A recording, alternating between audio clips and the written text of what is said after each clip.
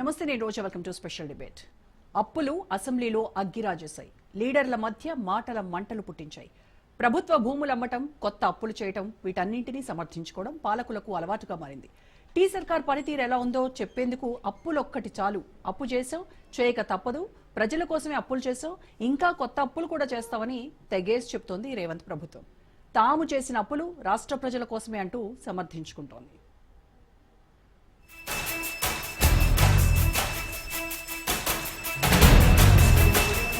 తెలుగు రాష్ట్రాల్లో ప్రభుత్వాలు మారిపోయాయి, పాలకులు మారిపోయారు. ముందుగా తెలంగాణలో వరుసగా 10 ఏళ్లు అధికారం చెలాయించిన బీఆర్ఎస్ ను ఓడించి కాంగ్రెస్ సర్కారు కొలువుదీరింది. అనూహ్య రీతిలో ముఖ్యమంత్రి పగ్గాలు చేపట్టిన రేవంత్ రెడ్డి రెండో రోజే మహిళలకు ఉచిత బస్సు పథకానికి శ్రీకారం చుట్టారు. ఆర్టీసీకి వచ్చే నష్టాన్ని ప్రభుత్వమే భరిస్తుందని ప్రకటించి 6 గ్యారంటీలను దశలవారీగా అమలు చేస్తూ ముందుకు సాగుతున్నారు. నిధులలేమి వెంటాడుతూ ఉండటంతో ఈ దుస్థితికి మీరే కారణమంటూ ప్రతిపక్షాల విమర్శలను తిప్పికొడుతున్నారు.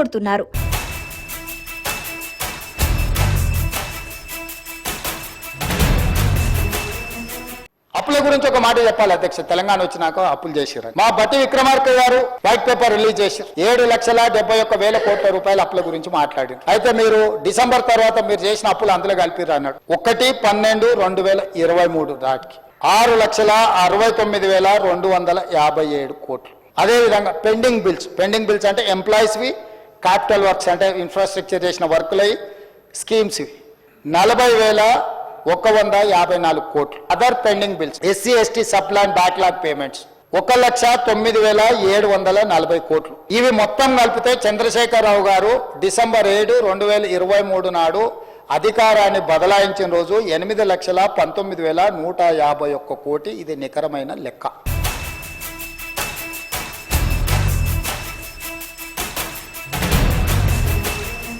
ప్రభుత్వాన్ని ఎలా నడపాలో తనకు స్పష్టమైన క్లారిటీ ఉందని చెబుతున్న సీఎం రేవంత్ రెడ్డి అందిన కాడికి అప్పులు చేస్తూ సంక్షేమ పథకాల అమల్లో ఎక్కడా తగ్గేదుండదని పునరుద్ఘాటించారు. 1/12/2023 నుంచి 28/2/2025 మన ఫిబ్రవరి 28 తారీఖు వరకు లెక్క ఇది నేను చెప్పేది. 1,58,041 కోటి అప్పు తెచ్చినాం అధ్యక్ష. నేను, మా ఉప ముఖ్యమంత్రి, మా మంత్రివర్గ సభ్యులను కలిసి 64,768 కోట్ల రూపాయలు మిత్తి చెల్లించిన అధ్యక్ష. అసలేమో 88,591 కోట్లు, మిత్తి 64,768 కోట్లు. మొత్తం కలిపి సరాసరి 1,53,359 కోట్లు చంద్రశేఖరరావు గారు చేసిన అప్పుకు అసలు మిత్తి కలిపి 15 నెలల్లో మేము చెల్లించినాం అధ్యక్ష.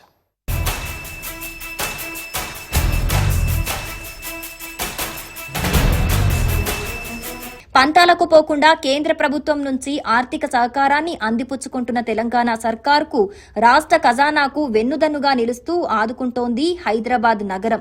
హైదరాబాద్ మీద ఒత్తిడి తగ్గించే పేరుతో 4th సిటీ నిర్మాణానికి, రాజధాని వెలుపల మరో ఓఆర్ఆర్ నిర్మాణానికి శ్రీకారం చుడుతోంది. ప్రభుత్వాలు చేసే అప్పుల భారం చివరకు ప్రజలపైనే భారం పడుతుందని తెలిసినా ప్రభుత్వాలు పాలన సాగించాలంటే అప్పులు చేయక తప్పని పరిస్థితి తెలుగు రాష్ట్రాల్లో కంటిన్యూ అవుతోంది. ఈ పరిస్థితి పోవాలంటే ముందుగా అందుబాటులో ఉన్న ప్రకృతి సహజ వనరులను సమర్థవంతంగా ఉపయోగించుకోవాలి. ముఖ్యంగా ఖజానాకు గుదిబండ లాంటి ఇరిగేషన్ ప్రాజెక్టుల విషయంలో సాగదీత ధోరణి కాకుండా ఖచ్చితమైన నిర్ణయాలు తీసుకుంటే మాత్రం మళ్లీ వచ్చే ఎన్నికల్లో భారీ మూల్యం చెల్లించుకోవాల్సిన పరిస్థితికి దారితీసే ప్రమాదం పొంచి ఉంది.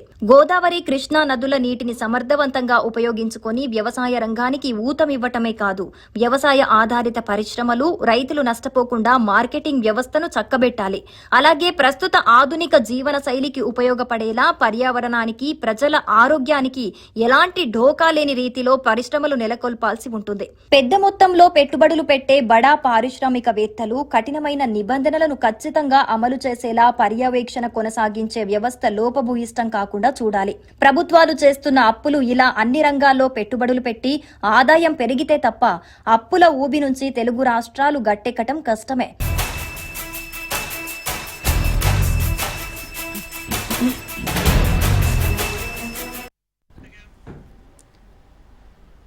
రైట్, తెలంగాణ రాష్ట్రంలో అప్పుల అంశం రాజకీయ వర్గాల్లో హాట్ టాపిక్ గా మారింది. దీనిపైన ప్రభుత్వ హయాం మీ ప్రభుత్వంలో చేసినటువంటి అప్పుల వల్లనే మేము ఈ రోజు ఈ పరిస్థితి అని చెప్పేసి అధికార ప్రతిపక్షాల మధ్య పరస్పర ఆరోపణలు చూస్తూ తెలంగాణ అసెంబ్లీని సైతం కుదిపేసినటువంటి అంశం తెలంగాణ రాష్ట్ర అప్పుల అంశం. ఇదే అంశంపైన ఇవాళ డిబేట్లో మనం కూడా మాట్లాడదాము. డిబేట్లో పార్టిసిపేట్ చేస్తున్నారు అనలిస్ట్ విక్రమ్ పూలా గారు, అలాగే మాజీ ఎమ్మెల్సీ కాంగ్రెస్ నేత కపిలవాయి దిలీప్ కుమార్ గారు, బీజేపీ సీనియర్ నాయకులు అల్జాపూర్ శ్రీనివాస్ గారు, అలాగే స్టూడియోలో ఉన్నారు బీఆర్ఎస్ నాయకులు మన్ని గోవర్ధన్ రెడ్డి గారు. నమస్కారం అండి అందరికీ. ముందుగా శ్రీనివాస్ రెడ్డి గారు మీతో స్టార్ట్ చేద్దాం. తెలంగాణ అప్పు, గోవర్ధన్ రెడ్డి గారు, తెలంగాణ అప్పు 7 లక్షల కోట్లు. ఈ 7 లక్షల కోట్లు మా ప్రభుత్వ హయాంలో చేసినవి కాదు, గత ప్రభుత్వాలు మిగిల్చినటువంటి అప్పుల కుప్పని అప్పుల రాష్ట్రంగా చేసినటువంటి బీఆర్ఎస్ మీ ఘనత ఇది అని చెప్తున్నారు. అయితే 2014లో మీరు అధికారంలోకి వచ్చినప్పుడు రాష్ట్ర అప్పు ఎంత? 2023లో మీరు అధికారం దిగిపోయినప్పుడు ఉన్న అప్పు ఎంత? ఇప్పుడు మనం 2014 బిఫోర్ వచ్చింది 63,000 కోట్ల రూపాయలు అప్పు మనకు తెలంగాణ రాష్ట్రానికి పంచడం జరిగింది. ఏపీకి సపరేట్, మన తెలంగాణ సపరేట్. జనాభా నిష్పత్తి ప్రకారం మనకు వచ్చింది 63,000 కోట్ల రూపాయలు అప్పు తెచ్చారు. మేము తర్వాత ఏం చేసినామంటే మొన్న లాస్ట్ అసెంబ్లీ సెషన్ ప్రకారం హరీష్ రావు గారు క్లియర్ అయిపోయింది. 4,17,000 కోట్ల రూపాయల చిల్లర మేము తెలంగాణ రాష్ట్రానికి అప్పు తీసుకొచ్చినాం. మిగతాదంతా కార్పొరేషన్ గ్యారంటీ ప్రకారం కార్పొరేషన్ కట్టుకుంటారు కాబట్టి కార్పొరేషన్ తీసుకురావడం జరిగింది.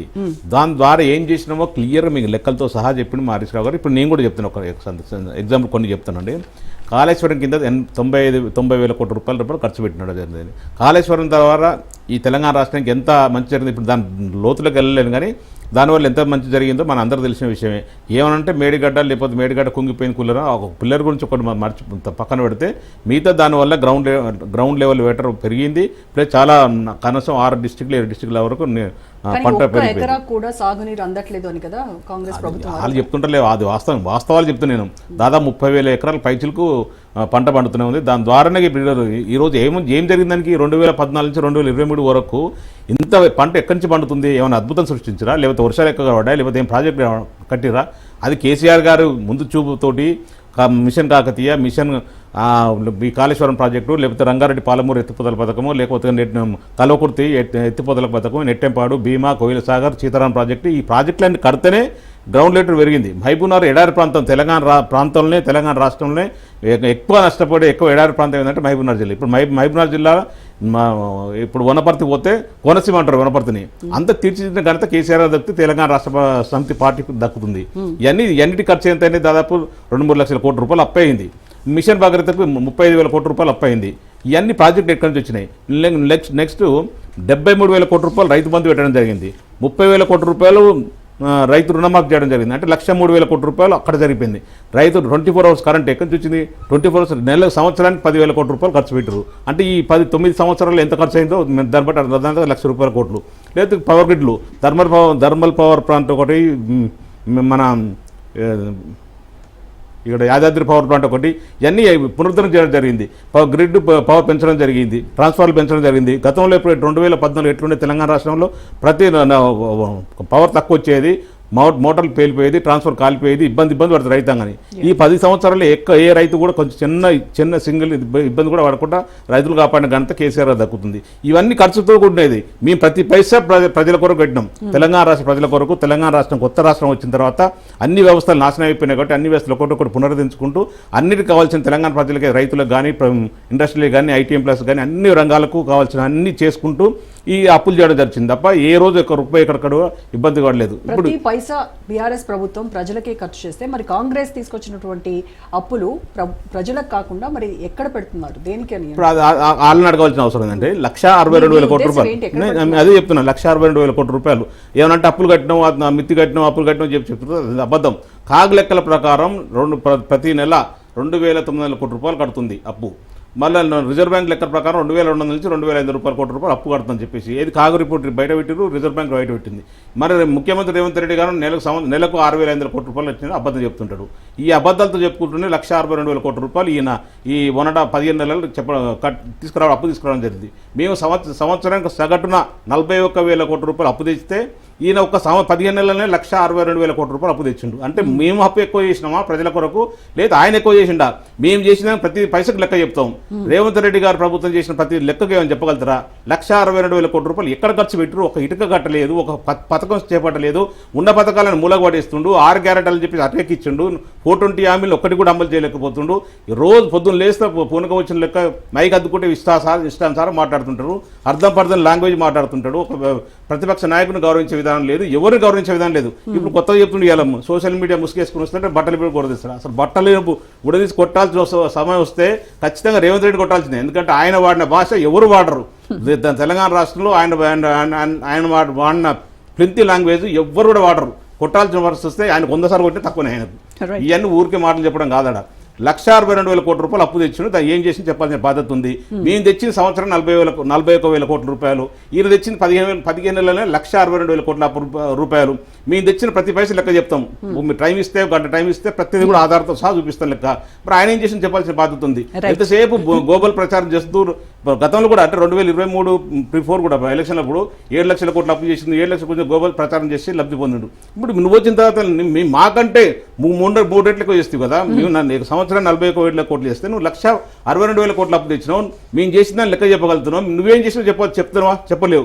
ఊరికే గుడ్డిగా లెక్క చెప్తుంటావు. 6,500 రూపాయలు కడుతున్నాను చెప్పారు. అంటే కాగుర్తు చెప్పింది తప్ప, రిజర్వ్ బ్యాంక్ చెప్పింది తప్ప, నువ్వు చెప్పింది తప్ప. దీన్ని బట్టి తెలంగాణ ప్రజలు అర్థం చేసుకోవాలి. Right, okay. అల్జాపూర్ శ్రీనివాస్ గారితో మాట్లాడుతున్నాం. శ్రీనివాస్ గారు, ప్రతి పైసా ప్రజల కోసమే బీఆర్ఎస్ ఖర్చు పెట్టింది అని చెప్తున్నారు. కాంగ్రెస్ ప్రభుత్వం కూడా అదే చెప్తోంది. మేము తీసుకొచ్చినటువంటి అప్పు బీఆర్ఎస్ ప్రభుత్వం ఏదైతే అప్పులు చేసిందో వాటికి కిస్తీలు వడ్డీలు కట్టడానికే సరిపోతోంది అని చెప్తున్నారు.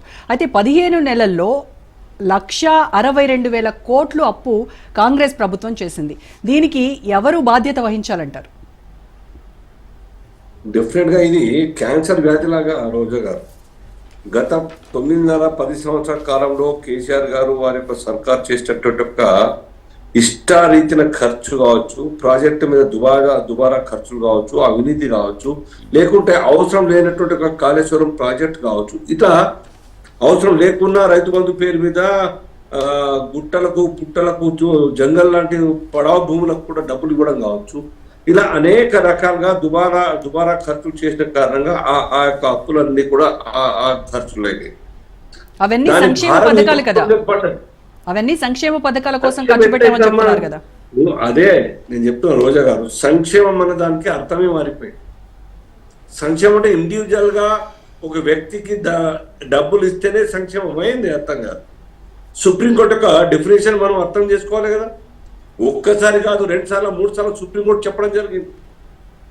సర్కార్ యొక్క ఆస్తులు కావచ్చు, సంపత్తి కావచ్చు, ఏదైనా సంక్షేమం మరియు అభివృద్ధి సమపాలన నడవాలి, కానీ సంక్షేమం కోసం ఇండివిజువల్ అదొక్కటే పనిగా ఫ్రీ బీస్ పేరు మీద నడిస్తే సంక్షేమం అనవడదు, ఫ్రీ బీస్ అంటారని చెప్పి. సంక్షేమం కమ్యూనిటీ సంక్షేమం కూడా సంక్షేమమే. హాస్టల్ కావచ్చు, దవాఖాన కావచ్చు, లేకుంటే స్కూళ్ళు కావచ్చు, కాలేజ్ కావచ్చు, ఇవన్నీ కూడా సంక్షేమం కిందికి వస్తాయి. దాని యొక్క వాడట్లేదు, దాని యొక్క అర్థమే లేదు. ఇది కేవలం పొలిటికల్ అడ్వాంటేజ్ తీసుకోవడానికి ఈ బాకీలు తీసుకొచ్చి ఈ బ్యాంకు, ఈవెన్ కార్పొరేషన్ గత సర్కార్ యొక్క 15-16 కార్పొరేషన్ ఫ్లోట్ చేసి వాటిని లోన్ తీసుకొని ఈ యొక్క ప్రోగ్రామ్స్ ఇంప్లిమెంట్ చేసే ప్రయత్నం చేస్తారు. ఆస్తులు తనఖా పెట్టడం ఏది అర్థం కాదు. పిండి కొద్దే రొట్టె ఉండాలి, కానీ బాకీలో ఒక మోతాదు తీసుకొచ్చి కట్టగలిగే స్థితిలో ఉండాలి. దట్టు రెవెన్యూ క్యాప్టివ్ ఇన్వెస్ట్మెంట్ ఉండాలి రోజుగా. దేని మీద ఇన్వెస్ట్మెంట్ చేస్తున్నామో వాటి ద్వారా మళ్ళీ రెవెన్యూ వచ్చే రకంగా ప్రభుత్వం ఆలోచన ఉండాలి, ఆ యొక్క ప్లానింగ్ ఉండాలి. అది లేదు గత సంవత్సరం, గత సర్కార్ లేదు. ఈ సర్కారు మీద అయితే బాగా మోయరని బాధ్యత ఉన్నది వాస్తవమే. మరి వీళ్ళేం బాధ్యతతో నిర్వహిస్తున్నారు? వీళ్ళకి తెలియదా? ఆనాడు 5 లక్షలు, 6 లక్షలు, 7 లక్షల కోట్ల యొక్క బాకీ ఉన్నట్టు తెలియదా? తర్వాత మాట్లాడుతూ మాకు తెలియదు అని చెప్పి తప్పది. Congress such big party, senior party, largest party, Indian parties తో రూల్ చేసిన దేశాన్ని ఈ సర్కార్ ఎంత బాకీ చేసిన విషయం తెలియదా? తెలుసు. అయినా ప్రజల్ని ఓట్ల కోసం మోసం చేయడానికే 6 గ్యారెంటీలు 419 ఒక పథకాల పేరు మీద ప్రజల ముందరకు వచ్చింది. వాళ్ళు ఒక్కటా ఉన్నారు, చాలా నిజాయితీగా. I must appreciate Revanth Reddy గారు. ఆ యొక్క రాజ్దీప్ సర్దేశాయ్ యొక్క కాంక్లేవ్ లో చాలా ఓపెన్ గా అడ్మిట్ చేయడం జరిగింది.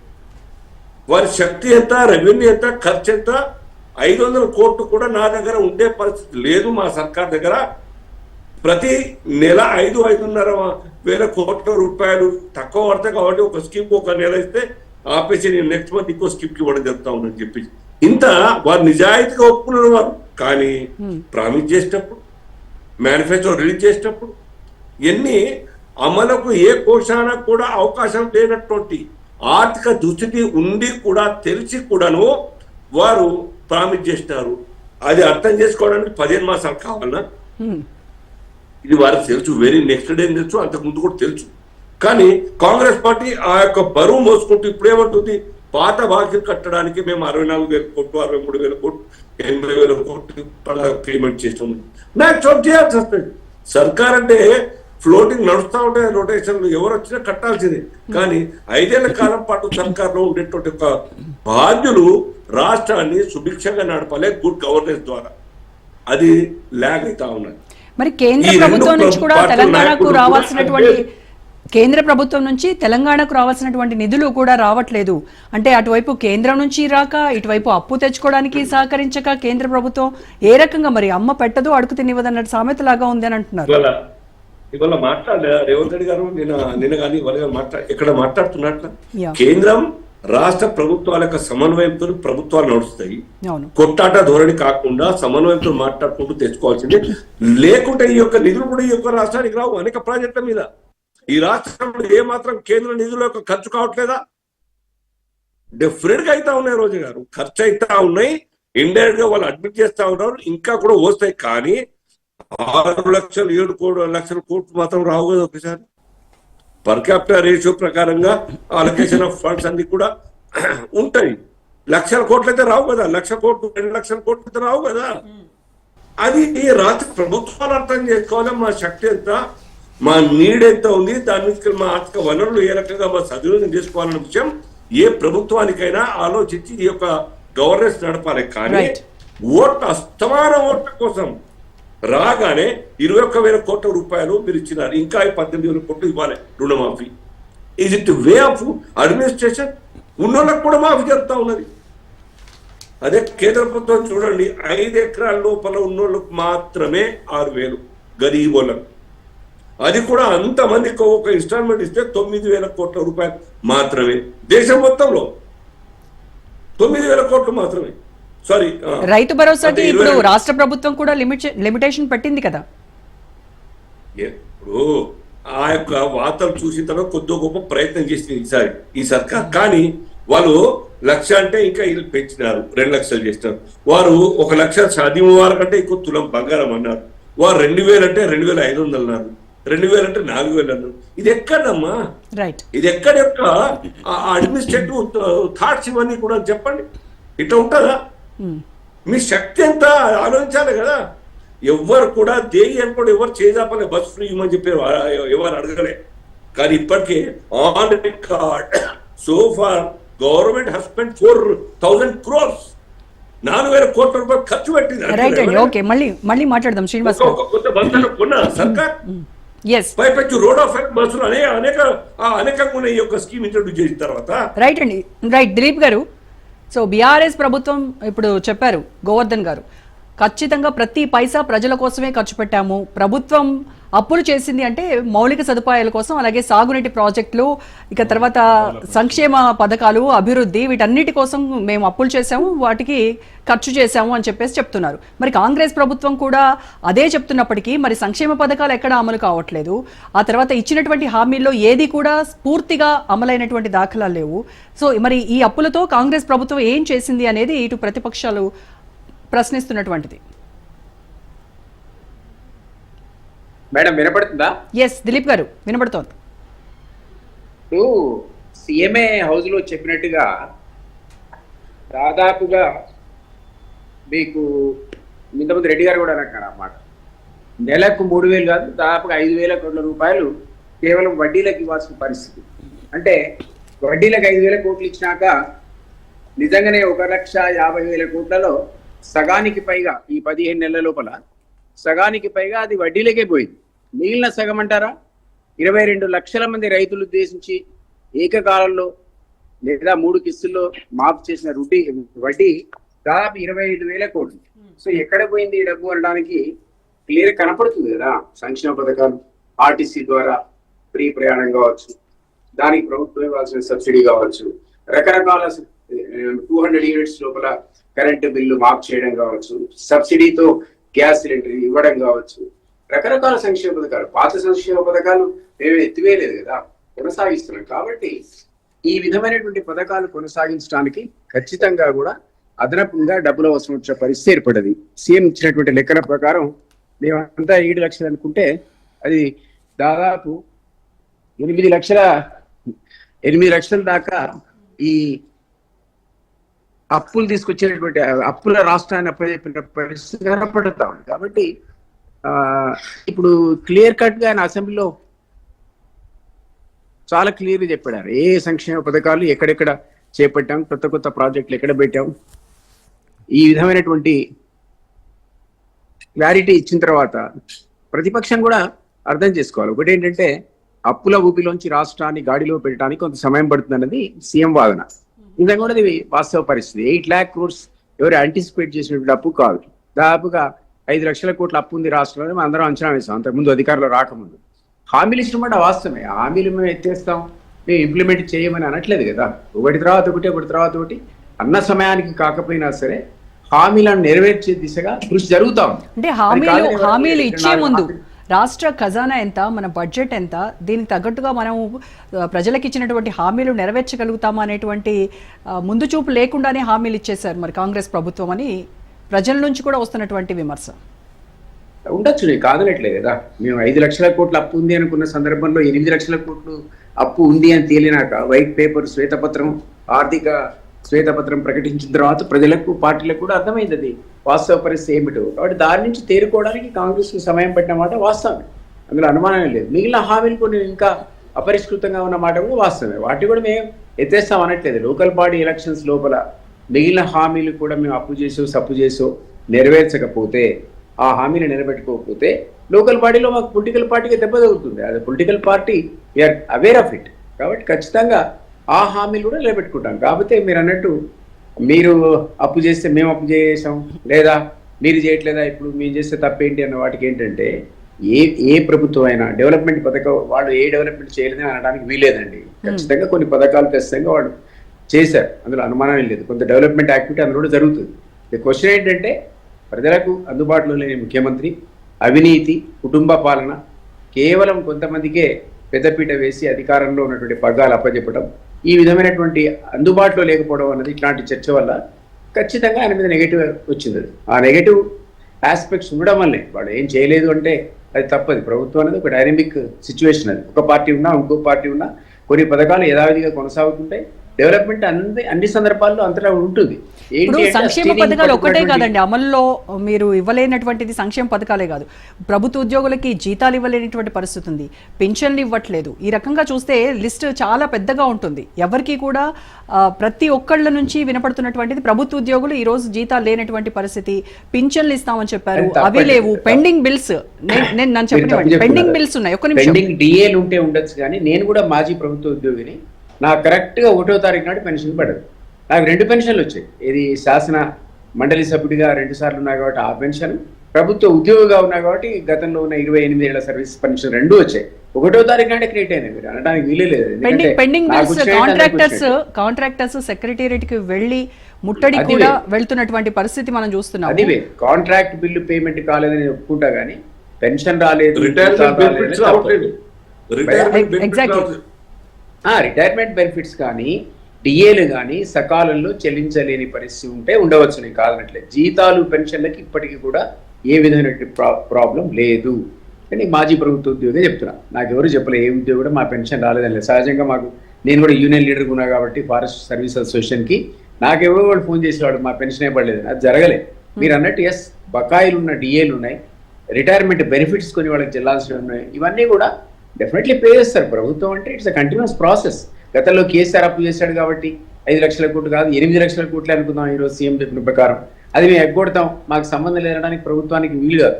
మేము రేపు పొద్దున అప్పులు చేసిపోయినా కూడా నెక్స్ట్ ఏదైనా ప్రభుత్వం వచ్చిందనుకున్నాడు వాళ్ళు కూడా లయబుల్ అవుతారు తప్ప ఎవరు కూడా ప్రభుత్వ బాధ్యత నుంచి తప్పించుకోలేరు. కాబట్టి it's a continuous development, continuous ప్రాసెసే.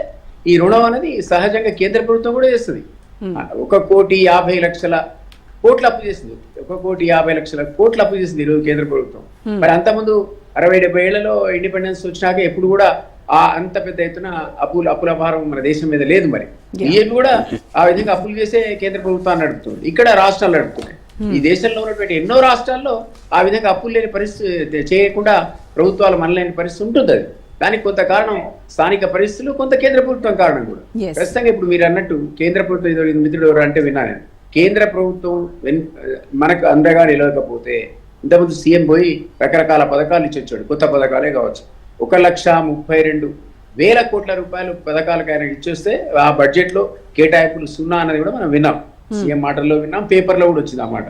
అంటే ఇంతమంది ఎంపీలు మన కాంగ్రెస్ కుండి అదేవిధంగా బీజేపీ కుండి కూడా మన రాష్ట్రానికి ముడి చేసి చూపారనేటువంటి వాదన నిన్న పేపర్లో వచ్చింది నిర్ణయంగా. కాబట్టి కేంద్ర ప్రభుత్వం ఖచ్చితంగా కొన్ని సందర్భాల్లో మనకు చేదోడు వాదన ఉండాలి. వాళ్ళ దగ్గర నుంచి రావాల్సిన బకాయిలు కూడా చాలా ఉన్నాయి, కొంత పెండెన్సీ ఉంటుంది. వీటన్నిటి వల్ల కొంత రీఅడ్జస్ట్మెంట్, కొన్ని ఇబ్బందులు అట్లాంటివి సహజంగా జరుగుతాయి. అది బీఆర్ఎస్ ఉన్నా జరిగేదే, కాంగ్రెస్ ఉన్నా జరిగేదే, ఎవరున్నా జరిగేది. అంత మాత్రం చేత ఏదో మనం ఫైనాన్షియల్ క్రైసిస్ లో ఉన్నట్టు, అసలు ఆ జీతాలు కూడా ఇవ్వలేని పరిస్థితిలో ఉన్నట్టు ప్రభుత్వం ఏదో బోర్ల బొక్కల పడ్డది అనేది కరెక్ట్ కాదు. టైం పడుతుంది. రైట్ అండి. విక్రమ్ గారితో మాట్లాడదాం. విక్రమ్ గారు, ఇప్పుడు ఆ ప్రభుత్వం చేసిన అప్పులు మేము తీర్చలేకపోతున్నాము, మేము అభివృద్ధి కోసం చేస్తున్నామని, సరే ప్రభుత్వాలు గత ప్రభుత్వం అయినా ప్రస్తుత ప్రభుత్వం అయినా చెప్పుకునేటువంటివి కాసేపు పక్కన పెడితే, నిజంగా వాస్తవానికి మన కళ్ళకు కనబడేది ఇక్కడ దాదాపుగా తెలంగాణ రాష్ట్రం 7 లక్షల కోట్ల అప్పుల్లో ఉందనేది వాస్తవం. అయితే ఈ అప్పులు తీర్చడానికి మళ్ళీ అప్పులు చేయడము, వడ్డీలు కట్టడానికి, కిస్తీలు కట్టడానికి ఇదే సరిపోతుంది. మరి అభివృద్ధి కోసం చేస్తున్నామని చెప్తున్నప్పుడు ప్రజల నుంచి వస్తున్నటువంటిది ఎక్కడ అభివృద్ధి జరుగుతోంది? అంటే ప్రభుత్వ భూములను కూడా తెగనమ్మేసి ఆదాయ వనరులను సృష్టించుకుంటున్నాము అని చెప్తున్నటువంటి ప్రభుత్వాలు మరి ఏ రకంగా మా సంక్షేమం చూస్తాయి, మా అభివృద్ధిని ఏ రకంగా వాళ్ళు చూస్తారు అనేది వాళ్ళ నుంచి వస్తున్నటువంటి ప్రశ్న. ఏం చెప్తారు దీనిపైన? అంటే అప్పులు చేయటం అనేటువంటిది అనివార్యమైపోయింది ఇటీవల కాలంలో. కానీ దాన్ని ప్రయారిటైజేషన్ చేసుకోవాలి. అంటే వాటిని ప్రాధాన్యత క్రమంలో ఏ విధంగా ఉపయోగిస్తున్నారు, అంటే ఆస్తుల కల్పనకు ఉపయోగిస్తున్నారా, లేకపోతే పూర్తిగా అనుత్పాదక రంగం మీద పెడుతున్నారు అనేటువంటిది చాలా ఇంపార్టెంట్ అండి. మనకి 1956లో ఒకసారి మనం చరిత్రను చూసినట్లయితే ఆంధ్రప్రదేశ్ రాష్ట్రం ఏర్పడినప్పుడు నుంచి 1980 వరకు ₹1 కూడా రాష్ట్రానికి అప్పు లేదండి. 1981లో మొట్టమొదటిసారిగా మరి చెన్నారెడ్డి గారు సీఎంగా ఉన్నప్పుడు ప్రపంచ బ్యాంక్ నుంచి 1,000 కోట్లు లోన్ తీసుకున్నారు. అట్లా పెరిగి 2014 వచ్చేటప్పటికి 1,50,00,000 వరకు వస్తుంది. తర్వాత ఇందాక గోవర్ధన్ రెడ్డి గారు చెప్పినట్టుగా తెలంగాణకు 70,000 కోట్లు, అదేవిధంగా ఆంధ్రాకి 80,000 కోట్లు అట్లా వచ్చింది. ఆ తర్వాత ఇటీవల కాలంలో ఈ 10 ఏళ్ల కాలంలోనే విపరీతంగా పెరిగిపోయాయి. అయితే ఈ అప్పులు ఎడాపెడా చేయకుండా ఉండడానికి మనకి FRBM అనే ఒక చట్టం ఉందండి. 2002లో వాజ్పేయి గారు ప్రధానమంత్రిగా ఉండగా ఫిస్కల్ రెస్పాన్సిబిలిటీ బడ్జెట్ మేనేజ్మెంట్ అని తీసుకొచ్చారు. అదేంటంటే GSDPలో 3% నుంచి అప్పులు చేయకూడదు ఏ రాష్ట్ర ప్రభుత్వం కూడా తమ టోటల్ GSDPలో. అయితే మనకి కరోనా సమయంలో ఏమైందంటే మనకి ఆర్థిక వనరులు అన్ని రాష్ట్రాలకి తగ్గిపోయినటువంటి నేపథ్యంలో దాన్ని 3% నుంచి 3.5%కి పెంచారు. అయితే కొన్ని రాష్ట్రాల్లో 3.7% కూడా తీసుకున్నారు. అయితే కొన్నేళ్లుగా ఏం జరుగుతున్నదంటే మీకు ఎందుకు ఇక్కడ కాగ్ రిపోర్ట్కి, RBI రిపోర్ట్కి, రాష్ట్ర ప్రభుత్వం రిపోర్ట్కి రకరకాల ఫిగర్స్ ఎందుకు వస్తున్నాయంటే మీకు కార్పొరేషన్ల ద్వారా బారోయింగ్స్ జరుగుతున్నాయండి. అది చూపించట్లేదు. కార్పొరేషన్ల ద్వారా తీసుకున్నటువంటి అప్పులు ఏంటంటే రాష్ట్ర ప్రభుత్వం అప్పులు లేదు ఇవాళ. ఎందుకంటే RBI రిపోర్ట్లో మీరు చూసినట్లయితే మొన్న లాస్ట్ సెషన్లో హరీష్ రావు గారు కూడా చెప్పారు 3.89 lakh crores ఉంది, మీరు చెప్పినట్టుగా 7 లక్షల కోట్లు కాదని అంటాడు ఆయన. అయితే ఇవాళ ముఖ్యమంత్రి గారు ఆయన మాట్లాడినప్పుడు 8 లక్షల కోట్లు అండి, 8 లక్షల కోట్లు దాటిపోయినాయి. అంటే వీళ్ళు చేసింది 1,56,000 కోట్లు ఈ 15 నెలల్లో. కేసీఆర్ గారి గవర్నమెంట్ 9.5 సంవత్సరాల్లో 7,71,000 కోట్లు అని చెప్పారు. సరే, తెచ్చినటువంటి అప్పుల్ని ఏ విధంగా, అందులో ఏంటంటే మీకు క్యాపిటల్ ఎక్స్పెండిచర్కి అనివార్యంగా 45% ఖర్చు పెట్టాలి బడ్జెట్లో. కానీ ఇవాళ ఆ పరిస్థితి లేదు. క్యాపిటల్ ఎక్స్పెండిచర్కి అన్ని నిధులు కేటాయించేటువంటి పరిస్థితి లేదు. కాబట్టి తెచ్చినటువంటి అప్పులన్నీ కూడా మీకు ఏం చేస్తున్నారంటే ఈ ఏదైతే ఉచితాలని ప్రకటించారో దాని మీద ఖర్చు పెట్టాల్సినటువంటి పరిస్థితి వస్తుంది. దానివల్ల ఇవాళ ఏ ప్రభుత్వం అయినా కూడా అప్పులు తీసుకురావటం, అప్పులనేమో మీకు ఇందాక గోవర్ధన్ రెడ్డి గారు అంటున్నారు సాగునీటి ప్రాజెక్టుల మీద పెట్టడం అనేది క్యాపిటల్ ఎక్స్పెండిచర్ కింద వస్తుందండి. అదేమీ పొరపాటు కాదు. అది అసలు పెట్టాల్సిన ఖర్చే సాగునీటి ప్రాజెక్టుల మీద, చిన్న నీటి ప్రాజెక్టుల మీద. దానివల్ల ఏమవుతుందంటే అగ్రికల్చర్ బాగా వస్తుంది, దాని మీద ఇన్కమ్ బాగా వస్తుంది. అయితే ఇవాళ మనం ఈ చర్చించాల్సిన అంశం ఏంటంటే ఈ అప్పుల మీద రకరకాలైనటువంటి వాదనలు ఉన్నాయి. తెచ్చినటువంటి అప్పులు ఏవి చేస్తున్నారు అనే దాని మీద ఎవరికి కూడా ఎటువంటి ఇది లేదు. బయట ఒకటి చెప్తున్నారు, లోపల ఒకటి చెప్తున్నారు. కాబట్టి దీని మీద ఒక శ్వేతపత్రం నేర్పడం లాస్ట్ ఇయర్ వీళ్ళు అధికారంలోకి రాగానే ఒక శ్వేతపత్రం కూడా ఇచ్చారు. అయితే ఇవాళ అడ్మిట్ చేయటం ఏంటంటే 1,50,000 కోట్లు దాటిపోయింది 15 నెలల్లో అన్నారు. ఇది చాలా అబ్నార్మల్ గా ఉంది ఇది. ఎందుకంటే TRS government on average Govardhan Reddy గారు చెప్పినట్టు 40,000 కోట్లు కదండి, దాదాపుగా మీకు 65,000 కోట్ల నుంచి 70,000 కోట్ల వరకు ప్రతి సంవత్సరం చేసుకొచ్చారు. అందుకనే మీకు 7,71,000 కోట్లు వచ్చింది. అది కాక పెండింగ్ బిల్స్ ఇవన్నీ ఉన్నాయి. కనుక ఇవాళ ప్రజల ముందు ఈ వాస్తవాలు తెలియచేయటం ద్వారా ఏంటంటే కొన్ని రకాలైనటువంటి గ్యారంటీల్ని వాయిదా వేయాలి అనేటువంటి భావన ఉండొచ్చు. ఎందుకంటే రేవంత్ రెడ్డి గారు చెప్తున్నారు ఇప్పుడు ప్రతి నెల 22,500 కోట్లు కావాలి ఇవన్నీ జరగటానికి, స్కీమ్స్ని ఇంప్లిమెంట్ చేయడానికి. కానీ ఆదాయం మాత్రం మనకి 18,000 కోట్లు వస్తుందని చెప్పుకొచ్చారు. అంటే ఏదైతే గ్యాప్ ఏదైతే ఉందో 4,500 కోట్లు, ఆ 4,500 కోట్లని మీకు అనివార్యంగా బారో చేయాల్సినటువంటి అవసరం ఉంది. ఇప్పుడు భూముల అమ్మకం అనేటువంటిది ఏంటంటే అది నాన్ ట్యాక్స్ రెవెన్యూ కింద చూపిస్తారండి. భూములు ఎన్ని అమ్మగలుగుతారు వాళ్ళు? ఉన్న భూములన్నీ ఇప్పటికే చాలా వరకు గతంలోనే అమ్మేశారు. అంటే మీకు ఆ నాన్ ట్యాక్స్ ఎక్స్పెండిచర్ అనేటువంటిది ఎక్కువగా లేదు. కాబట్టి ఈ నేపథ్యంలో ఏంటంటే నేను అనుకోవటం వాళ్ళ ముఖ్యమంత్రి గారు ఎక్కడికి వెళ్ళినా కూడా ఇటీవల కాలంలో ఆయన అప్పుల మీద ఎక్కువగా మాట్లాడుతున్నారు. బహుశా ఈ గ్యారంటీస్ని మరికొంతకాలం పోస్ట్ పోన్ చేయడానికి తగినటువంటి ప్రాతిపదిక. దేనికి మీరు పోస్ట్ పోన్ చేస్తున్నారంటే మరి ఆదాయం లేదు, రెవెన్యూస్ లేవు, మనం అప్పు చేయాల్సి వస్తుంది. గత ప్రభుత్వం ఇంత చేసింది, దానికి కిస్తీలే కడతాం. ఇప్పుడు ఇందాక వారు చెప్పినట్టుగా ఇవాళ సంవత్సరానికి 1,58,000 కోట్లు అసలు కావచ్చు, వడ్డీ కావచ్చు. అంటే దాదాపుగా మన బడ్జెట్లో 70 నుంచి 80% వరకు వీటికే పోతుందంటే ఇది అసలు ఏ విధంగా మనం దీని గురించి మాట్లాడుకోవాలో కూడా తెలియనటువంటి పరిస్థితి వచ్చిందండి. మరి దీని నుంచి ఏ విధంగా బయటపడతారు, ఉన్న గ్యారంటీస్ని ఏ విధంగా అమలు చేస్తారనేటువంటిది ఇప్పుడు సెషన్లో ఇంకా ఇవాళే దాని గురించి మాట్లాడారు. దీని మీద ఇంకా డిస్కషన్ జరుగుతుంది. ప్రతిపక్షాలు క్వశ్చన్ చేస్తాయి, దానికి మళ్ళీ గవర్నమెంట్ రిప్లై ఇస్తుంది. అది చూడాల్సిన. అంటే ఎలాంటి ఆదాయ వనరుల మార్గాలు ఉంటాయంటారు? అంటే ఒక ప్రభుత్వం సెల్ఫ్ సస్టైన్ అవ్వాలి అని అంటే ఇవాళ నేను పేపర్లో చూశానండి, ఇవాళ మద్యం మీద కూడా ఆదాయం తగ్గిందంట తెలంగాణ గవర్నమెంట్కి. ఎందుకు తెలంగాణ అంటే మనకు మెయిన్గా ఏంటంటే రిజిస్ట్రేషన్స్ మీద, మోటార్ వెహికల్స్ ట్యాక్సులు, అదేవిధంగా మద్యం మీద వచ్చేటువంటి ఆదాయం ఇవే మేజర్ సోర్సెస్ ఏ రాష్ట్ర ప్రభుత్వానికైనా. నాన్ ట్యాక్స్ రెవెన్యూ అనేది కొంచెం వస్తాయి వీటి మీద, మైన్స్ ఇటువంటి వాటి మీద, మినరల్ వాటి మీద కొంత ఆదాయం వస్తుంది.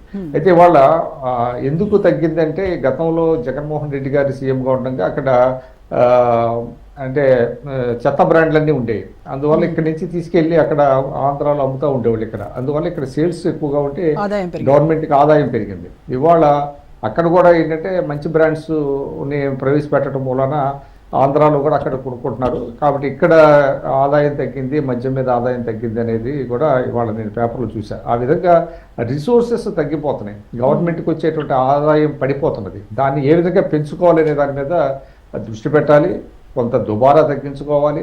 ఆ విధంగా ఎక్కడైతే ఉన్నాయో అంటే సమర్థవంతంగా ట్యాక్సుల్ని, ఇవాళ జిఎస్టీ ఉంది, జిఎస్టీలో కూడా చాలా లోపాలు ఉంటున్నాయి.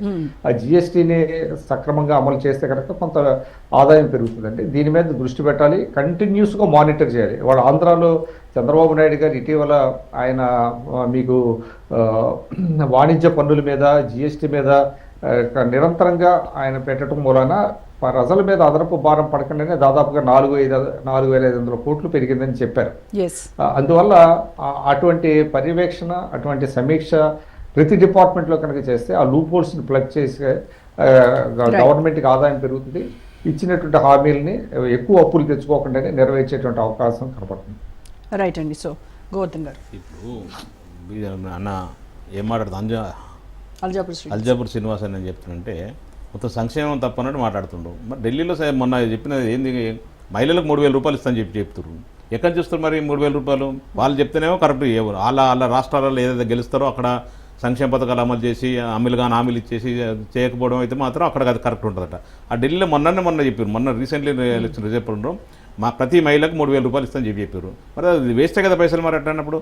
ఈడనేమో రైతులకేమో రైతు బంధిస్తే మాత్రం ఇబ్బంది అట. అవును ఈడ మాత్రం తెలంగాణలో ఏం తెచ్చింది అండి మన సీనన్న, ఈడ తెలంగాణ ఏది వచ్చింది? 30 ఎకరాలన్నా కూడా ఒక గింత ఒక పుట్టెడు ఒడ్లు పట్టపాయ, ఒక ఇంత జొన్నలు వాడినపాయ. అట్లా అని చెప్పి ముఖ్యమంత్రి అప్పుడు ముఖ్యమంత్రి కేసీఆర్ గారు క్లియర్గా ఏం చెప్పినంటే మన తెలంగాణలో ఒక పెద్ద భూస్వామైనా సరే ఆయన రూపాయి ఇన్కమ్ లేదు కాబట్టి ఆయనకు కూడా మన రైతు బంధు ఇస్తే కొంత ఉపయోగపడుతుందని చెప్పేసి మంచి మనసుతోటి చేసింది కేసీఆర్ గారు. అంతే తప్ప దానివల్ల ఏదో అన్యాయం జరుగుతుందని చెప్పి రైతులకు మంచి చేయాలని చెప్పి ఉద్దేశం తప్ప వేరే ఉద్దేశం కానే కాదు. బీజేపీ కూడా దాదాపు 1,50,000 కోట్ల రూపాయలు పైచిలకు అప్పు చేయడం జరిగింది. మరి అవి మాత్రం ఏం చేసి ఒకసారి చెప్పరు. మరి ప్రతి దేశం రాష్ట్రాలు అన్ని అప్పులు చేసి డెవలప్మెంట్ పెడుతున్నారని చెప్తారు. అటు కేంద్ర ప్రభుత్వం కూడా అదే మాత్రం చెప్తుంది. ఇప్పుడు మన దిలీప్ అని ఏం చెప్తారంటే 5,000 కోట్ల రూపాయలు మాత్రమే అప్పు ఉందని అనుకున్నామని చెప్తారు. మనం ఒకసారి చూసాం 2023 బిఫోర్ రేవంత్ రెడ్డి గారు కానీ కాంగ్రెస్ నాయకులు ప్రతి ఒక్కరు కూడా 7 లక్షల కోట్ల అప్పు దాటిపోయిందని గ్లోబల్ ప్రచారం చేశారు. మన అందరూ తెలిసింది. ఈ రోజు సంక్షేమ పథకాలు అమలు చేసే సమయానికి వచ్చే వరకు మేము 5,000 కోట్లు 5 లక్షల కోట్లు అనుకున్నామని చెప్తారు. అది తప్పు 100%. దాదాపు 200 యూనిట్లకు ఖర్చు పెట్టామని చెప్తారు. ఒక్క రూపాయలు లేదు, ఎవరికి అందట్లేదు. 10% కూడా అందట్లేదు. 50 లక్షల కుటుంబాలకు కాదు కదా, అలా 10% కుటుంబాలు కూడా అందట్లేదు. 500 రూపాయలు గ్యాస్ బండ్ ఇవ్వనివ్వట్లేదు. క్యాన్సర్ ఇప్పుడు ఏదైతే అప్పులు ఉన్నాయో దానికి క్యాన్సర్ లాంటివి ఉన్నాయి రిపేర్ చేస్తుందని చెప్తుండ్రు రేవంత్ రెడ్డి గారు. ఎక్కడ రిపేర్ అంటే మీరు 1,62,000 కోట్ల రూపాయలు అప్పు తెచ్చి మరి ఏం చేసారు ఒకసారి చెప్పండి. కాగ్ రిపోర్ట్ కూడా తప్పని చెప్తే ఇంకెవరేం చెప్తారు చెప్పండి. రిజర్వ్ బ్యాంక్ రిపోర్ట్ కూడా తప్పని చెప్తారు. Reserve bank report last time release చేసింది 2,500 నుంచి 2,200 నుంచి 2,500 కోట్ల రూపాయలు పర్ మంత్ ఖర్చు అవుతుందని చెప్పేసి. కాగ్ రిపోర్ట్ 2,900 కోట్లు ఖర్చు అవుతుంది పెడుతున్నారు, అప్పు కింద కడుతున్నారు అని చెప్తే మీరు దాన్ని కూడా తప్పని చెప్పేసి 6,500 కోట్ల రూపాయలు అని చెప్తుండ్రు. దిలీప్ అన్న 5,000 కోట్ల రూపాయలు అని చెప్తున్నారు పర్ మంత్ కడుతున్నారని చెప్పేసి. ఒకరికొకరు పొంతనే ఉండదు అసలు. వాస్తవానికి మాత్రం రిజర్వ్ బ్యాంక్ లేకపోతే కాగ లెక్కల ప్రకారం 3,000 కోట్ల రూపాయలు లోపే కడుతున్నారు తప్ప 6,500 కోట్లు కానే కాదు. ఇది అన్ని అవాస్తవాలు చెప్పేసి చెప్తున్నారు. ఇంకొకటి ఇప్పుడు అవినీతి పాలన దిలీప్ అని చెప్తే అవినీతి పాలన, కుటుంబ పాలన, ఫామ్ హౌస్ పాలన వల్ల నీకేమో నష్టం జరిగిందా? ప్రతి ఒక్కరికి ఏం కావాలి? ఆ సంక్షేమం డెవలప్మెంట్ ఇక్కడ నాగిందా, మరి కుంటుపడిందా? దేశంలో నెంబర్ 1 అన్ని రాష్ట్రాల కంటే మన తెలంగాణ రాష్ట్రం నెంబర్ 1 రాష్ట్రంగా ఎదిగిందా లేదా? డెవలప్మెంట్లో ఉందా లేదా? లేకపోతే ఐటీ దాంట్లో దిగుమతులు ఉందా? రైతులకు పంట దిగుబడిలో ఏమన్నా లోటు జరిగిందా? మన సాగునీటి ప్రాజెక్టు నడుస్తున్న అన్ని ప్రాజెక్టులు నడుస్తున్నాయి కదా. ఫామ్ హౌస్లంతా మాత్రం అదొకటి సాకు చూపిస్తారండి. అవినీతి ఎక్కడ? మీ ఇప్పుడు ఈ రోజు ఎవరైనా రాష్ట్ర ప్రజలు అడుగుదాం, ఎవరు చిన్న పిల్లగాని రాజకీయ సంబంధం లేని పిల్లలను కూడా అడుగుదాం. అవినీతి ఇప్పుడు రేవంత్ రెడ్డి పాలన నడుస్తుందా, కేసీఆర్ పాలన ఎక్కువ నడిచిందా ఒకసారి అడిగితే ఎవరని చెప్తారు. ఒకటి కుటుంబ పాలన, కేసీఆర్ కేటీఆర్ జనరల్గా ప్రజాస్వామ్యంలో ప్రజల ఓట్లు చేత గెలవబడిన వాళ్ళు ప్రజాక్షేత్రంలో ఉన్నారు. మీరు ఇప్పుడు ఉన్న రేవంత్ రెడ్డి గారు తమ్ముళ్ళు అన్నలు ఎట్లా పరిస్థితుంది, ఎంత దోచుకు తింటారో ఒక తెలంగాణ ప్రజలు ఎవరైనా చెప్తుంటారు. మీకు మీ గురువింద సామెత ఉంటుంది, మీకు తెలియదు. గురువింద ఏమనుకుంటుంది? ఎర్రగుంది అనుకుంటుంది పైన చూసి, కింద మాత్రం నల్లగా ఉంటుంది. సంక్షేమ పథకాల విషయంలో కానీ, అవినీతి విషయంలో కానీ, కుటుంబ పాలన విషయంలో కానీ 100% ఫెయిల్ అయింది రేవంత్ రెడ్డి గారు. 100% వాళ్ళంతా అవినీతిలో కూరుకుపోయింది రేవంత్ రెడ్డి పాలన. ఈ రోజు తెలంగాణలో ఎంతో కొంత నడిచిందంటే ఎవరు? మీ వాళ్ళే తెలంగాణ రాష్ట్రంలో కాంగ్రెస్ పార్టీ ఏదైతే అధికారం ఉందో వాళ్ళే ఒకసారి మన పోల్ పెట్టుకోవడం జరిగింది. ఏది ట్విట్టర్లో పెడితే ఎట్ల పరిస్థితి ఏముంది? 25% కాంగ్రెస్ పాలనకు, 75% బీఆర్ఎస్ పాలనకు మంచిగుందని చెప్తారు. దీన్ని బట్టి అర్థం చేసుకోవచ్చు తెలంగాణ రాష్ట్రం ఎట్లా నడుస్తుందో. మేము ప్రతి పైసా కూడా డెవలప్మెంట్ విషయంలో ఖర్చు పెట్టినాం, సంక్షేమంలో ఖర్చు పెట్టినాం. అండర్ పాస్లు, హాస్పిటల్స్ డెవలప్మెంట్ విషయంలో, సంక్షేమ పథకాల్లో, సాగునీటి ప్రాజెక్టులో, విద్యుత్ విషయంలో, అన్ని విషయాల్లో కూడా పర్ఫెక్ట్గా చేసిన కేసీఆర్ గారు. దాంట్లో ఎవ్వరు కూడా ఏలెత్తి చూపించడం లేదు. ఏదో అమలుగా హామీలు ఇచ్చేసి, ఏదో ఇష్టానుసారంగా హామీలు ఇచ్చేసి గ్యారంటీలు అని చెప్పి పేరు మీద, లేకపోతే 420 హామీల పేరు మీద అధికారంలోకి వచ్చేసి చేసి ఇప్పుడు ఏం చేయాలని అర్థం కాక ఈ పాత గవర్నమెంట్ మీద నెపం వేసేసి తప్పించుకోవాలని చూస్తుండు. ఇప్పుడు రేవంత్ రెడ్డి గారు చెప్తుంది క్లియర్ గా, ఈ నెల ఒకరికి ఇస్తాం జీతాలు, ఒక ఆశా వర్కులకు ఇస్తాం, ఒక చిన్న అంగన్వాడీ వర్కర్లకు ఇస్తాం అని చెప్తుండు. మరి ఆ దిలీప్ అన్నే మొత్తం మాకు పెన్షన్ అన్ని పెన్షన్లు వస్తున్నాయని చెప్తుండు. ఎక్కడ కూడా రాష్ట్రంలో ఎవరన్నా కూడా ఏడుపు తప్ప ఇంకొకరు లేదు. ఆటో కార్మికులు కానీ ఎవరినైనా ఏ రంగం సంబంధించిన ప్రజలైనా సరే అంత ఇబ్బందులు ఉన్నారు తప్ప ఎవరు కూడా సంతోషంగా లేరు. ఈ పార్టీ ఏంటి ఇప్పుడు 15 నెలల్లో తెలంగాణ రాష్ట్రం అధోగతి పాలైపోయింది రైతాంగం కానీ అన్ని రంగాల విషయంలో. శ్రీనివాస్ గారితో మాట్లాడదాం. శ్రీనివాస్ గారు, ఢిల్లీలో మీరు ఇచ్చినటువంటి హామీలు అప్పుడు అంటే మీరు చేస్తే ఒక న్యాయం, ఎదుటోళ్ళు చేస్తే అది అన్యాయం లాగా సమర్థించి. Right, welcome back to special debate.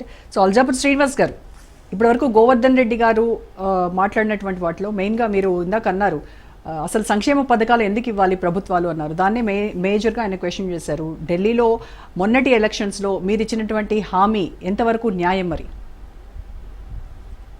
నేను అదే చెప్తున్నాను, సంక్షేమానికి నిజమైన అర్థము నీడీ పర్సన్కి ప్రభుత్వం చేయుత ఇవ్వాలి. దాని అర్థం అందరికీ మొత్తం ఒకే ఘాట్ను కట్టేసి అందరికీ ఓట్ల కోసం ఇవ్వడం కాదు. రైతులు ఉన్నారు, ఆదుకోవాలి. ఎవరు? పేద రైతులు, బిలో పావర్టీ లైన్లో కూడా కష్టాల్లో ఉన్న రైతుల్ని, వారి ఆర్థిక పరిస్థితి బాగాలేనటువంటి ఒక కుటుంబాన్ని ఆదుకోవడానికి ఏదైనా అటువంటి ఒక జినైన్ స్కీమ్ ఇంట్రడ్యూస్ చేయండి. అందరికీ, అందరు మహిళలకు ఇచ్చేయడం భారతీయ జనతా పార్టీ ఎక్కడ చెప్పలేదు. మహారాష్ట్ర ఎలక్షన్లో కూడా ఇచ్చింది, కానీ అందరికి కాదు, బిలో పావర్టీ లైన్ దట్టు ఒక సర్టన్ ఎక్స్టెంట్ కోసమే, అందరికి దారాదం చేయడానికి. దాంతోపాటుగా ఆ మహిళలకు సశక్తీకరణ చేయడానికై సర్కార్ యొక్క సపోర్ట్ ద్వారా గ్రూపులు ఫామ్ అయ్యి ఆ యొక్క స్వయం సహాయక బృందాలుగా ఏర్పడి వారికి ఇన్కమ్ జనరేట్ చేయడానికి ప్రత్యేకమైన డ్రైవ్ స్కీమ్ తీసుకుంటా ఉన్నది. ఇక్కడ చేస్తున్నామని మీరు చూడండి, గత 10 సంవత్సరాల కేసీఆర్ గారి కాలంలో ఏ ఒక్క గ్రూప్ కూడాను ఆర్థిక సహాయం ఇచ్చి వాళ్ళ కాలం మీద నిలబడేటట్టుగా చేసింది లేదు. ఏ ఒక్క కార్పొరేషన్ కూడా, బీసీ, ఎస్టీ, మైనారిటీ కార్పొరేషన్ ఒక్క రూపాయి అంటే ఒక్క రూపాయి ఆ యొక్క కార్పొరేషన్ రూపాయి అలొకేషన్ లేకుండా పోయింది. ఆ బడ్జెట్లో కేవలం ఖర్చులన్నీ కూడా జీతాలకే ఇచ్చింది, మెయింటైన్ కోసం పోయింది తప్ప ఎక్కడ కూడా ఇచ్చిన పాపాన్ని పోలేదు. రైతుల్లో కూడాను రైతు బంధు పేరు ఇందాక నేను చెప్పాను, ఏ రకంగా దుబారా జరిగిందన్న విషయం ప్రాక్టికల్గా చూసిన తర్వాత రేవంత్ రెడ్డి గారి సర్కార్ కూడా దాన్ని మాడిఫై చేసే ప్రయత్నం చేసింది. కానీ అంతకు మించి వీళ్ళు కూడా ప్రారంభించేసినారు, అంతకు మించి వీళ్ళు ప్రారంభించేసినారు 1,00,000 2,00,000 ఈ రకంగా చేయడం కారణంగా it's called irresponsibility of a political party or of a government. దీన్ని సరిదిద్దాలంటున్నాను. పోటీ ఎలక్షన్ల కోసం పోటీ మీ విధానం ద్వారా పోటీ పడదు, కానీ రూపాయికి 2 రూపాయలు 4 రూపాయలు నేను ఇస్తాను, నాకు ఓటు కావాలి, గెలిచిన తర్వాత ఏమైతే అన్యాయం, ఇది కాకూడదు. దానివల్ల ఇది పెరుగుతా పోతుంది. బాకీల ఊపిల పడ్డోళ్ళు ఎవ్వరు కూడా బయటికి రాలేదు. ఇండివిజువల్ సెట్ అయితే తట్టుకోలేక ఆత్మహత్య చేసుకుంటా ఉన్నారు. ఇండివిజువల్స్ ఆర్థిక ఊబిలో కూరుకుపోయి బాకీల ఊబిలో రాష్ట్రం కూడాను ఒక యూనిట్గా తీసుకుంటే రాష్ట్రం మొత్తంగా కూడాను బయటకు వచ్చే పరిస్థితి లేదు. చాలా ఓపెన్ గా 1,50,000 కోట్లు 1,62,000 కోట్లు లోన్ తీసుకున్నది ఈ 15 మాసాలు. కానీ దాంట్లో 84,000 కోట్ల రూపాయలు చెల్లించినారు బాకీల కింద, వడ్డీల కింద. ఈ సర్కార్ ఇంకేం డెవలప్మెంట్ చూపిస్తారు చూడండి. ఈ 1 year లో 2 లక్షల రిసీట్స్ ఉంటాయి ఒక రాష్ట్రానికి వచ్చినాయి. మళ్ళా 1,50,000 కోట్ల రూపాయలు బాకీలు, దాంట్లో 80-90 లక్ష కోట్ల రూపాయలు బాకీలకు ఈఎంఐలు పోయి, మళ్ళా ప్రతి నెల 6,000 కోట్ల రూపాయలు ఎంప్లాయీస్ కు శాలరీస్, మిగతా రికరింగ్ ఎక్స్పెండిచర్స్ మొత్తంగా కూడా మెయింటెనెన్స్ అంతా కూడా ఆ ఖర్చు పోను, మిగతా అంతా కూడా ఈ సంక్షేమాల కోసం ఖర్చు పెడతారు. Where is the real development in the state? విద్యలో చూడండి, కాంట్రాక్టర్లు చరిత్రలో ఎప్పుడైనా సెక్రటరీకి వచ్చినారమ్మా? 200 మంది కాంట్రాక్టర్లు మాకు డబ్బులు కావాలి రిలీజ్ చేయండి, 15%, 10%, 20% పడుతూ ఉన్నారు. ఒక మంత్రివర్గం ఆఫీస్ నుంచి ఒక మినిస్టర్ నుంచి చెప్తా ఉన్నారు. ఇది వాస్తవం కాదా? ఏమైనా జరిగిందా? కాంట్రాక్టర్లు ఆత్మహత్యలు, సర్పంచ్లు ఆత్మహత్యలు, బిల్ పేమెంట్, ట్యూషన్ ఫీజుల యొక్క పెండింగ్ 6,000 కోట్లు 7,000 కోట్లు. ఎమ్మెల్యేలు, మంత్రులు, ఎంప్లాయీస్ అందరూ ప్రతి మాసం శాలరీస్ తీసుకుంటారు, లిఫ్ట్ చేస్తారు. Where is the responsibility of payment of salary? ఆయన ప్రైవేట్ సెక్టర్. ఇవన్నీ ఆలోచించాలి. ముఖ్యమంత్రి గారు ఈ ప్రోగ్రామ్ చూస్తూ ఉంటే వారు ఆలోచించాలి ఈ విషయాల మీద. ముఖ్యమంత్రి గారు తీక్షణంగా 2 రోజులు చింతన మేడకు చేయండి. విషయాలన్నీ కూడాను స్టడీ చేసి దీని యొక్క వే అవుట్ చేసే ప్రయత్నం చేయాలి. బాకీలు తీసుకొచ్చి ఓటు కొంటా అంటే ఇది కరెక్ట్ కాదు, చరిత్ర క్షమించదు. శ్రీనివాస్ గారు, ముఖ్యమంత్రి గారు శ్రీనివాస్ గారు, కాంగ్రెస్ కావచ్చు, బీజేపీ అమలు కోసం రిపెంట్ అవుతూ అమలు కోసం ప్రయత్నం చేయాల్సిన అవసరం ఉన్నది. Otherwise you call for all party meeting. BJP పాలిత బదులు చేయండి మీరు. శ్రీనివాస్ గారు, బీజేపీ పాలిత రాష్ట్రాలు ఏ రకంగా ఫ్లరిష్ అవుతున్నాయి మరి చూస్తున్నారు కదా. ఇలాగా ఫ్రీబీస్ పేరు మీద పోటాపోటీ వాడి చేస్తున్న బీజేపీ. మన మహారాష్ట్రలో అదే జరిగింది కదా సీనన్న. మన మహారాష్ట్రలో అదే పోటాపోటీ చేసిర్రు, ఢిల్లీలో మొత్తం అదే పోటాపోటీ చేసిర్రు అన్న. ఏంది అంటే మీరు చేస్తున్న కరెక్ట్, ఇంకోటి చేస్తే తప్పంటే ఎట్లా చెప్పండి. హర్యానా, రాజస్థాన్ అక్కడ పోల్చలేదు మీరు. మీలాగా ఎందుకు పోల్చలేవు? ఏంటండి, అది కూడా రాష్ట్రమే కదా, భారతదేశంలో రాష్ట్రమే కదా, కొత్త రాష్ట్రం కాదు కదా, వేరే ప్రాంతాలు లేదు కదా.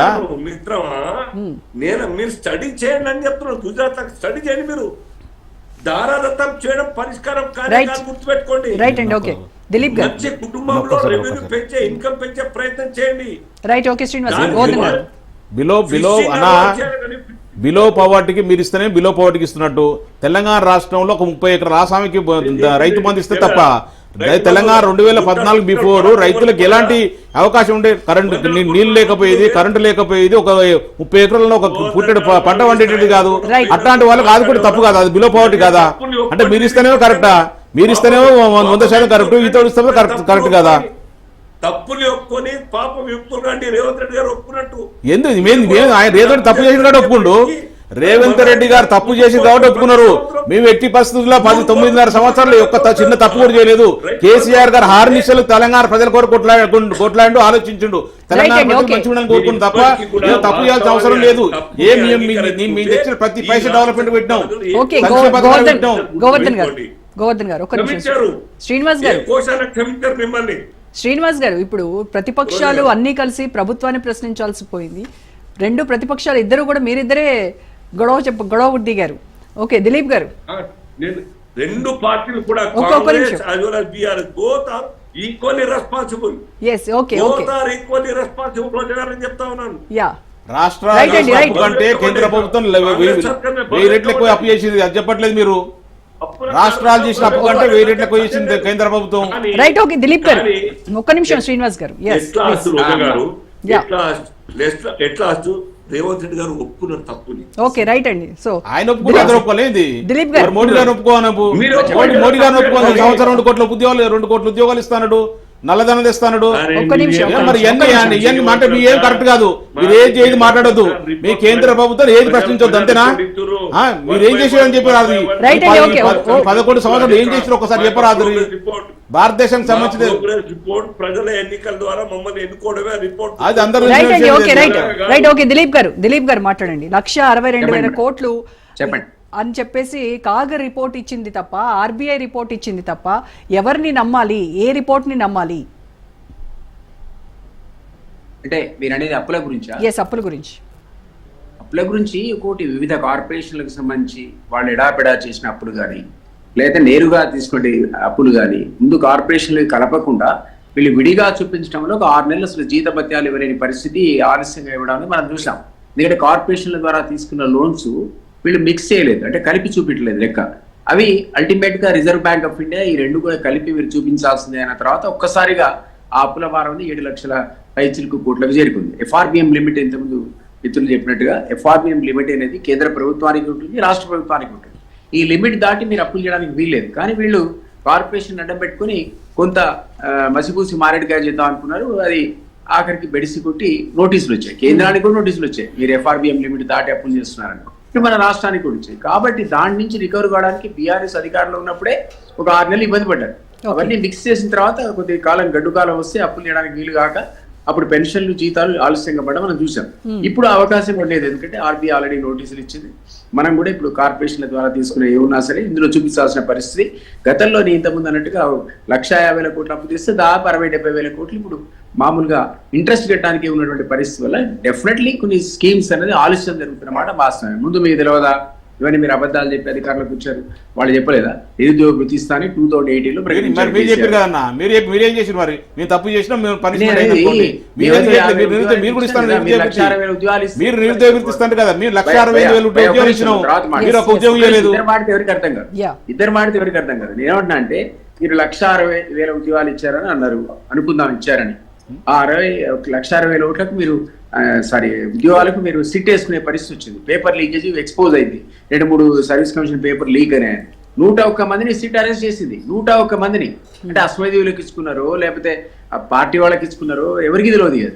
అది ఒక పెద్ద క్వశ్చన్ మార్క్. మేము వచ్చిన సందర్భంలో 50,000 ఉద్యోగాలు ఇప్పటికే ఇచ్చాం. సరే మీరే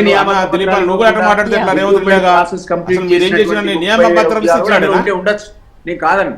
కానీ మా హయాంలో సర్టిఫికేట్ చేతిలో వచ్చినాక ఉద్యోగానికి ఎక్కితే జీతం వస్తే లెక్క ఉద్యోగం వచ్చినట్టు. ఊరికే మీరు అన్ని కంప్లీట్ చేసి పెండింగ్ పెట్టిపోతే లెక్కలు అయిపోతుంది.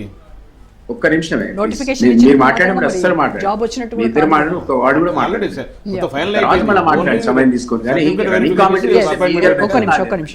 నేనేమంటున్నా అంటే ఈ విధమైన పరిస్థితుల్లోంచి క్రమక్రమంగా మేము పడడానికి ఒక్కొక్క ప్రయత్నం చేస్తా ఉన్నాం.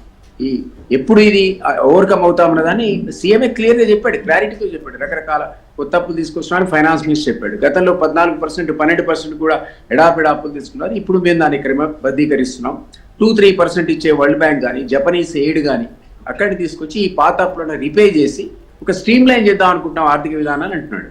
తను సాధించిన ఒక్కొక్క పని ఏంటో కూడా ఏకరువు పెట్టాడు ఉభయ సభల్లో. మండలి అండ్ శాసన సభలో ఆయన మాట్లాడిన మాటలు మీరు వింటే, ఈ రోజు కాంగ్రెస్ ప్రభుత్వం 15 నెలలు అధికారంలోకి వచ్చిన తర్వాత ఏ సంక్షేమ పథకాలు చేపట్టిందో, ఏమేమి సాధించిందో చాలా క్లియర్గా చెప్పాడు. బీఆర్ఎస్ సభ్యులకు మీరే ఓపిక లేకపోవచ్చు, వాళ్ళు బాయ్కాట్ చేసి అది ఏదైనా కావచ్చు.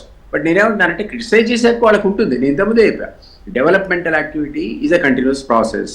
ఏ ప్రభుత్వం అయినా కాస్తూ కూస్తూ అభివృద్ధి చేయకుండా మొత్తం బడ్జెట్ అంతా ఎవరి జేబుల్లోకి పోదు, అది ప్రజలకు చెందాల్సిందే. అయినా కూడా అవినీతి జరిగింది అని అన్నాడు. అవినీతి ఇప్పుడు మీ ఆయన అన్నాడు, రెడ్డి గారు అన్నాడు, గోవింద్ రెడ్డి గారు అన్నాడు, మీ దగ్గర జరగట్లేదా? సీఎం అన్నదమ్ములు అసలు మాకున్న ప్రాజెక్టులు ఏంటి? కొత్తగా మీరేమన్నా 40,000 కోట్లతో మేము మిషన్ భగీరథ చేపట్టామా? 40,000 కోట్లతో మిషన్ కాకతీయ చేపట్టామా? లేకపోతే 1,00,000 కోట్లు పెట్టి మేమన్నా కాళేశ్వరం కడుతున్నామా? ఓ మేజర్ ప్రాజెక్ట్ మూసి అన్నది ఇంకా స్టార్టే కాలేదు, 150 lakh crores అయితేనగానే ఓ అవినీతి అని తూర్పార పెడతారు. అటేమో హైడ్రాన్ స్వాగతిస్తారు, ఇటు మూసిని స్వాగతిస్తారు. ఇంత తట్టేడు మట్టి కూడా దిగపారు మూసీలు. అప్పుడే అవినీతికి ఆస్కారం ఎక్కడ తెలుసు. కాబట్టి భారీ టెండర్లు మేము పిలిచింది ఏమీ లేవు. మీరు వదిలిపెట్టిన పెండింగ్ ప్రాజెక్టులు ఒక 10,000 కోట్లు ఇస్తే కంప్లీట్ అయ్యేటువంటి మహబూబ్నగర్ లో కానీ నల్గొండలో కానీ చిన్నగా ప్రాజెక్టులు లేదా సొరంగ మార్గాన్ని మీరు వదిలేస్తే దాన్ని కంప్లీట్ చేసే కార్యక్రమాలు చేపట్టారు తప్ప భారీ ప్రాజెక్టులు చేపట్టి ఇక్కడ అవినీతి ఉంది, భారీ అవినీతి అనడానికి ఆస్కారమే లేదు. ఇంకా మొదలే పెట్టలేదు మేము. అంటే చిన్న బ్యాక్ లాగ్స్ మీరు వదిలిపెట్టిన వాటినే కంప్లీట్ చేస్తున్నాం. అవినీతి అంటే 20% కమిషన్ తీసుకొని కాంట్రాక్ట్ డబ్బులు చెల్లిస్తారు, అది అవినీతి కాదా? అరే మీరు ఎంత మందిగా ఎగ్గొట్టిపోయారు. తీసుకుంటున్నా చెప్పండి. అది చెప్పకుండా మీరు 20% కమిషన్ ఎట్లా తీసుకుంటారు? 20% కమిషన్ ఎట్లా తీసుకుంటారు? కమిషన్ 20% కమిషన్ అంటే మామూలా చెప్పండి? అంటే మీరు ఎగ్గొట్టాలని చూస్తున్నారా, లేకపోతే ఈ 20% మీరు కమిషన్ ఇస్తారా? మీ మీద ఇప్పుడు ఈ రాష్ట్ర బడ్జెట్ ఎంత మీరు ఖర్చు పెట్టినరో అంత భారీ అవినీతి జరిగి అందరి జేబులో అన్ని కోట్ల రూపాయలు అందరూ తెలిసిన విషయం. ఏ ల్యాండ్ వదులుతలేరు ఎక్కడ తెలంగాణ రాష్ట్రంలో మారుమూల గ్రామంలో మారుమూల ప్రాంతాల్లో ఉన్న ల్యాండ్ కూడా వదులుతలేరు. మళ్ళీ చెప్తున్నా, మీరు నేను మాట్లాడితే ఎవరికి అర్థం కాదు. నేనేమన్నా అంటే రాష్ట్ర సభలో శాసనసభలో సీఎం ఏమన్నాడంటే సాక్షాత్ సభలో అన్నాడు, ఒకవేళ బీఆర్ఎస్ పార్టీ తెలుసుకుంటే ఈ రాష్ట్రానికి ఉన్న 7-8 లక్షల కోట్ల అప్పు ఓ పెద్ద లెక్కలో కాదన్నాడు. అంటే అంత ఉందన్నమాట డబ్బు వాళ్ళ దగ్గర. రేవంత్ రెడ్డి దగ్గర లేదు, మా దగ్గర ఉంది. కార్పొరేషన్ రేవంత్ రెడ్డి దగ్గర మాట్లాడుతున్నారు. రేపు ఒక్కొక్కటి కోటి కుంభకోణాలు బయటపడితే మీరే ఆశ్చర్యపోయి చెప్తారు నాకు. Right, okay, thank you. పెట్టరాదు, మీరు 15 నెలలు చేయం పెడతారు, పెట్టరాదు, ఇప్పుడు పెట్టి వద్దంటారా? Thank you so much Govardhan Reddy గారు. దిలీప్ గారు థ్యాంక్ యూ. పెట్టండి. దిలీప్ గారు thank you so much. Srinivas గారు థ్యాంక్ యూ అండి. పూలా గారు, విక్రమ్ పూలా గారు థ్యాంక్ యూ సో మచ్ అండి. ఇది వాళ్ళ special debate. Stay tune to Raj news.